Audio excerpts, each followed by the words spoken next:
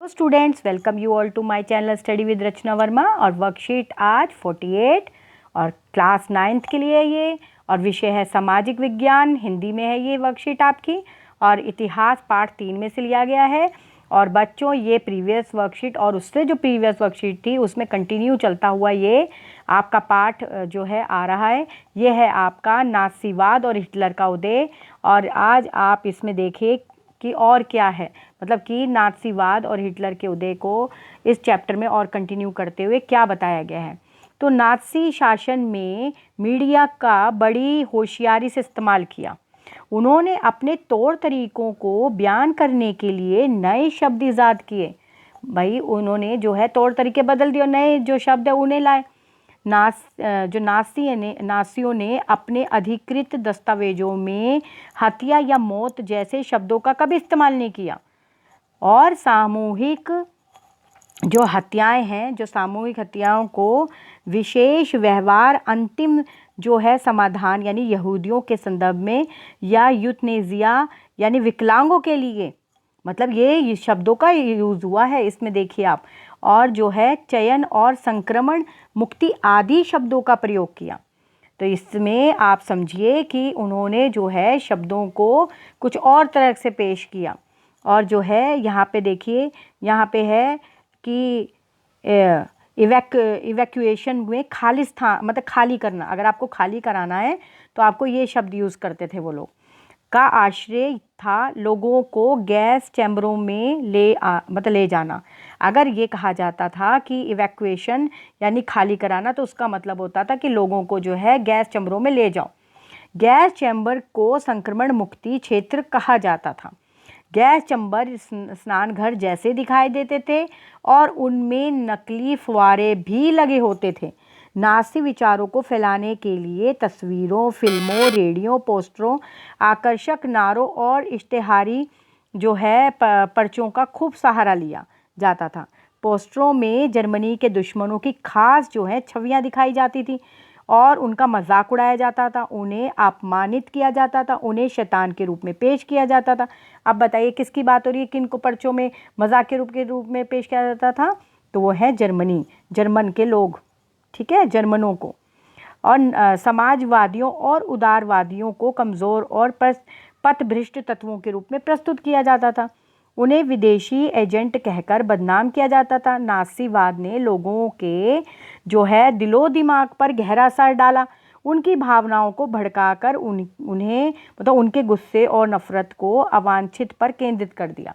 तो आपको इसमें क्लियर हुआ कि जो नाज़ी विश्व दृष्टिकोण का क्या असर था, कि वो लोग जो हैं कुछ ऐसे शब्दों को इस्तेमाल करते थे जो कि उन्होंने अपने लिए बनाए हुए थे। यहाँ पे आपने शब्द देख ही लिए, और कैसे वो जर्मनी के लोगों का मजाक उड़ाते थे, कैसे उनके जो है छवियाँ खराब, मतलब छवियों को ख़राब दिखाते थे। आगे देखिए, नाज़ीवाद का आम लोगों की प्रक्रिया, मतलब नाज़ीवाद पर आम लोगों की क्या प्रतिक्रिया है।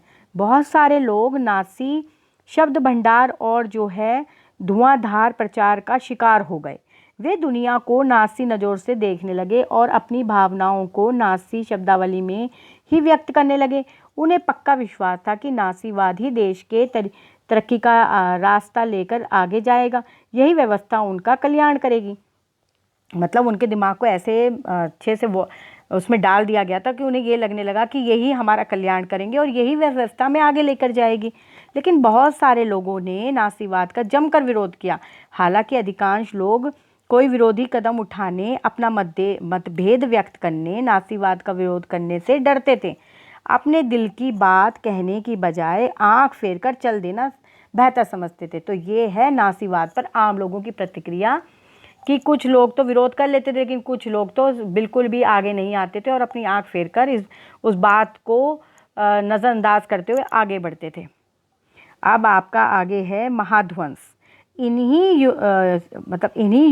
सामूहिक कलेश जो कलेआमों को महाध्वंस भी कहा जाता था, यानी कि होलोकॉस्ट भी कहा जाता था। जो कुछ हुआ उनकी गवाही जो है घंटों और कैंपों में जो है नारकीय जीवन जो है भोगने वालों के लिए लिखे दस्तावेज़ों आदि में स्पष्ट देखी जा सकती है।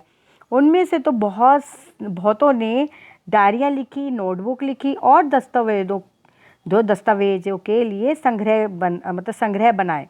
दुनिया के बहुत सारे हिस्सों में स्मृति लेखों, डायरी, साहित्य और वृत्त चित्रों, गीतों, स्मारकों और संग्रहालयों में इस महाध्वंस का इतिहास और स्मृति आज भी जिंदा है। ये सारी चीज़ें उन लोगों के लिए एक श्रद्धांजलि है जिन्होंने उन कठिन दिनों में भी प्रतिरोध का सहारा दिखाया। उन लोगों के लिए भी ये सारी बातें जो हैं शर्मनाक यादगार हैं, जिन्होंने ये जुल्म ढाए, और उनके लिए चेतावनी है जो खामोशी से सब कुछ देखते रहे। तो आज की वर्कशीट में आपके सामने नाज़ीवाद और हिटलर का उदय, इससे हमें इसमें तो हमारे को पता चला है। साथ में हमें कुछ ये भी है कि हमें जो है कुछ अगर कोई आपके साथ अत्याचार हो रहा है या कोई बात है, उसे खामोशी से नहीं देखते रहना है, उसके लिए ज़रूर अपने जो हैं विचार व्यक्त करने हैं।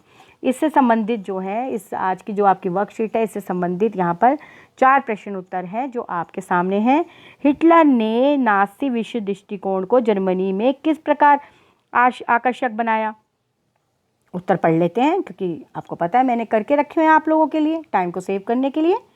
हिटलर ने नाज़ी विश्व दृष्टिकोण को जर्मनी में निम्नलिखित प्रकार से आकर्षक बनाया। तो कैसे? नाज़ी लोगों ने अपने तौर तरीकों का बयान करने के लिए मीडिया का सहारा लिया तथा नए शब्दों को ईजाद किया, पहला। दूसरा, नाज़ी विचारों को फैलाने के लिए तस्वीरों, फिल्मों, रेडियो पोस्टरों, आकर्षक नारों और इस्तेहारों का प्रयोग किया गया। इस्तेहारों पोस्टरों में जर्मनी के दुश्मन का मजाक उड़ाया जाता था और उन्हें शैतान के रूप में दिखाया जाता था। ठीक है, अब यहाँ पे देखते हैं आगे आपका उत्तर क्या है। उत्तर प्रश्न नंबर दूसरा है, महाध्वंस का अर्थ नाजियों के लिए और यहूदियों के लिए किस प्रकार भिन्न था? चलिए देख लेते हैं। ये आपका उत्तर 2 है। ठीक है, सामूहिक कलह आमों को महाध्वंस कहा जाता था। नाज़ियों के लिए यह एक विजय गाथा होती थी, जबकि यहूदियों के लिए भ्रष्टाचार होता था, क्योंकि महाध्वंस के जरिए यहूदियों को सामूहिक रूप से मार दिया जाता था। अब आ जाइए थर्ड पर। थर्ड क्वेश्चन है हमारा, नाज़ीवाद के प्रचार को आम लोगों ने किस प्रकार लिया?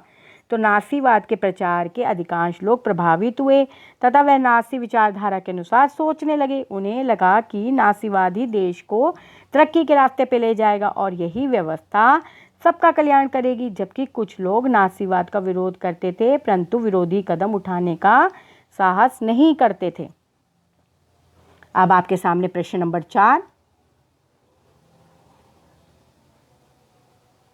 कल्पना कीजिए कि आम जर्मनी के किसी स्कूल के विद्यार्थी हैं। मतलब कल्पना करनी है कि आपको कि आप जर्मनी के किसी स्कूल के विद्यार्थी हैं। स्कूल में आपके बहुत सारे यहूदी जो हैं दोस्त हैं। उनका मानना है कि यहूदी खराब नहीं होते। ऐसे में आप अपने पिता से क्या कहेंगे? इस बारे में एक अनुच्छेद लिखिए। चलो देखें। पिताजी, मेरे दोस्त यहूदी हैं, परंतु वह दिल के बहुत अच्छे हैं। मतलब पिताजी से आप कह रहे हैं कि मेरे दोस्त यहूदी हैं, परंतु वह दिल के बहुत अच्छे हैं और सच्चे हैं। हमारे समाज में लोगों के मन में यह धारणा क्यों है कि यहूदी अच्छे नहीं होते हैं? सभी मित्र यहूदी होते हुए भी बहुत अच्छे हैं। मुझे मेरे मित्र में किसी प्रकार की कोई समस्या नहीं दिखाई देती, इसलिए मैं अपने मित्र से मित्रता को बनाए रखूंगी।